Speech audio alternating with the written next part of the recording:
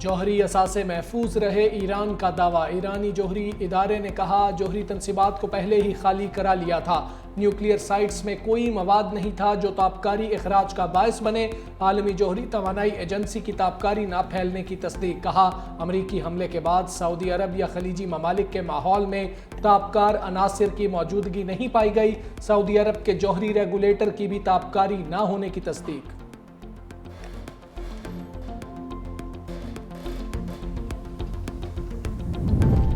ایران کا امریکی حملے پر جوابی وار، ایرانی پارلیمنٹ کی آبنائے ہرمز بند کرنے کی منظوری۔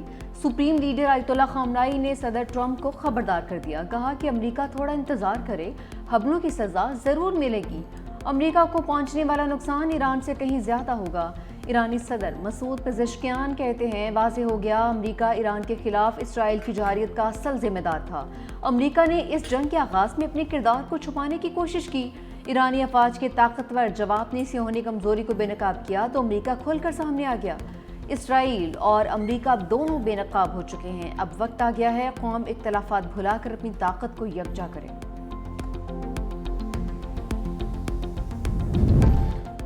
امریکہ نے ریڈ لائن کراس کی، اب ہمارے جواب کا منتظر رہے۔ ایران کی وارننگ۔ وزیر خارجہ عباس اراغچی کہتے ہیں اپنی آزادی اور خود مختاری پر کوئی سمجھوتا نہیں کریں گے۔ امریکہ نے جو کیا وہ ناقابل معافی ہے، اب اسے نتائج بھگتنا ہوں گے۔ میڈیا کے سوالوں کا جواب دیتے ہوئے عباس اراغچی نے کہا سفارتکاری سے ہم نے نہیں، امریکہ نے انکار کیا۔ خطے میں کسی جنگ کے حامی نہیں لیکن اپنے دفاع کا حق رکھتے ہیں۔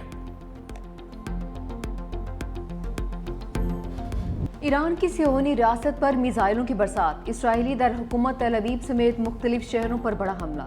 شمالی اور وسطی اسرائیل پر بیلسٹک میزائل خیبر شکن داغ دیے۔ تل ابیب اور حیفا دھماکوں کی آوازوں سے گونج اٹھے۔ 24 اسرائیلی ہلاک، 86 سے زائد زخمی۔ اسرائیل کی جانب سے بھی ایران کے مغربی علاقوں کو نشانہ بنانے کا دعویٰ۔ ایرانی میڈیا نے اسرائیلی حملے کی تصدیق بھی کر دی۔ اسرائیلی فوج کا 2 ایرانی ڈرونز مار گرانے کا بھی دعویٰ۔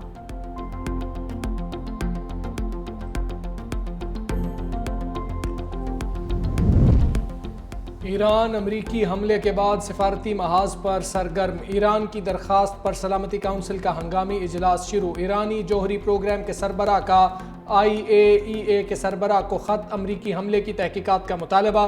عالمی جوہری توانائی ایجنسی کا اجلاس آج طلب۔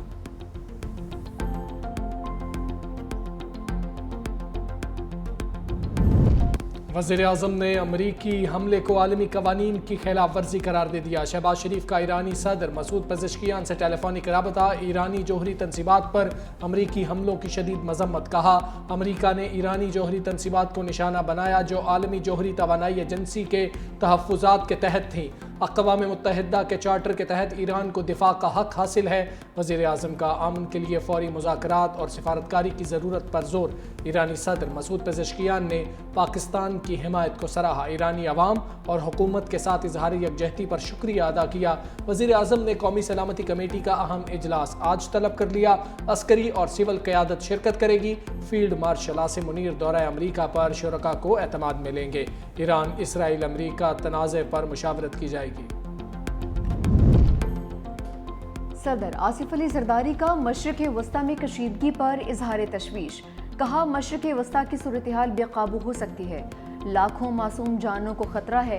فریقین زیادہ سے زیادہ تحمل کا مظاہرہ کریں، عالمی برادری بحران کے خاتمے کے لیے اپنا کردار ادا کرے۔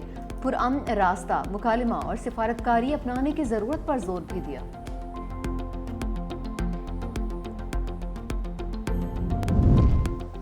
نائب وزیر اعظم اسحاق ڈار کی ایرانی وزیر خارجہ عباس اراغچی سے استنبول میں ملاقات۔ دونوں رہنماؤں کی ملاقات OIC وزرائے خارجہ اجلاس کی سائیڈ لائنز پر ہوئی۔ اسحاق ڈار کا کہنا ہے کہ ایران کی ایٹمی تنصیبات پر امریکی حملے قابل مذمت ہیں۔ پاکستان ایران کی خود مختاری اور علاقائی سالمیت کی مکمل حمایت کرتا ہے۔ ایران کا اقوام متحدہ کے چارٹر کے تحت دفاع کا حق تسلیم کرتے ہیں۔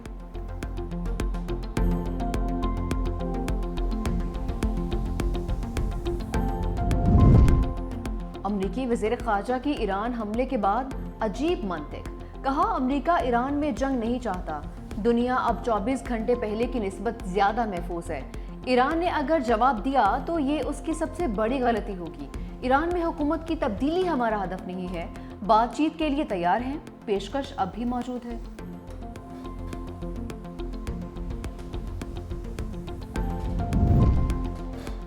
ایران پر امریکی حملے سے پوری دنیا ہل گئی۔ سیکرٹری جنرل اقوام متحدہ کا ایران پر امریکی حملے پر اظہار تشویش۔ اینٹونیو گوتریس نے کہا امریکی اقدام سے تنازع تیزی سے قابو سے باہر ہو سکتا ہے۔ امریکی حملے کے عام شہریوں، مشرق وسطیٰ اور پوری دنیا کے لیے تباہ کن نتائج نکل سکتے ہیں۔ روس اور چین کی امریکی حملوں کی شدید مذمت۔ ترجمان چینی وزارت خارجہ نے کہا امریکی حملے اقوام متحدہ کے منشور اور عالمی قوانین کی سنگین خلاف ورزی ہیں۔ چین کا اسرائیل سے فوری جنگ بندی کا مطالبہ۔ روسی وزارت خارجہ نے حملہ غیر ذمہ دارانہ اور بین الاقوامی قوانین کی کھلی خلاف ورزی قرار دے دیا۔ نائب چیئرمین روسی سیکیورٹی کونسل دمیتری میدویدیف نے کہا امن کے دعوے دار امریکی صدر نے نئی جنگ کا آغاز کر دیا۔ اس طرح کی کامیابی پر ٹرمپ کو نوبیل انعام نہیں ملے گا۔ امریکی اقدام سے ایرانی حکومت مزید مضبوط ہوئی ہے۔ ایران پر حملوں کے خلاف امریکہ کے مختلف شہروں میں مظاہرے۔ شہری ایران پر حملوں کے خلاف سڑکوں پر نکل آئے۔ صدر ٹرمپ کے خلاف شدید نعرے بازی۔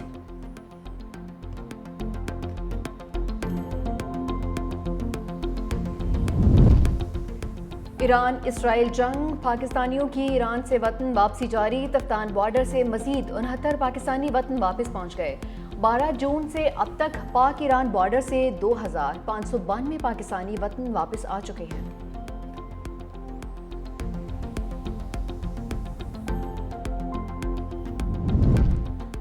UN چارٹر کے تحت اپنا حق دفاع استعمال کریں گے۔ ایرانی سفیر رضا امیری مقدم کی پریس کانفرنس۔ کہا اسرائیل اور امریکہ کی طرف سے ایران پر حملہ کیا گیا۔ پاکستانی قیادت نے جارحیت کی بھرپور مذمت کی۔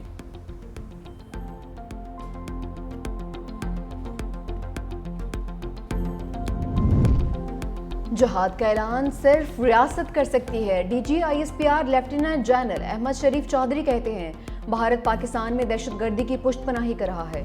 پاک فوج جدید جنگی حکمت عملی کے ساتھ دشمن کو جواب دے رہی ہے۔ نسلی یا لسانی نفرت جہالت ہے۔ متحد رہیں گے تو کوئی طاقت ہمیں شکست نہیں دے سکتی۔ قومی اتحاد، برابری اور ہم آہنگی سے ہی قائم رہتا ہے۔ کراچی میں ڈی جی ISPR کے مختلف مذاہب اور سماجی حلقوں سے خصوصی ملاقات۔ لیفٹیننٹ جنرل احمد شریف کا والہانہ خیر مقدم کیا گیا۔